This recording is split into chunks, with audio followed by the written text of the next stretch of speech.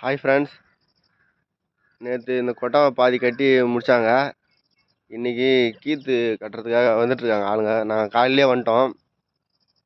இன்றைக்கி ஒரு 2 பேர் ஆள் வச்சு செய்ய போகிறோம்.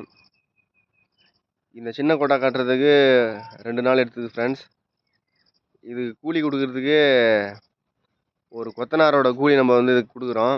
அப்புறம் வந்து 2 வேளை சாப்பாடு காலையில் மதியம்னு சொல்லிட்டு, அப்புறம் அவங்களுக்கு வந்து பொழுதுபோக்குக்காக அவங்க என்ன யூஸ் பண்ணுவாங்களோ அதை நம்ம கொடுக்குறோம்.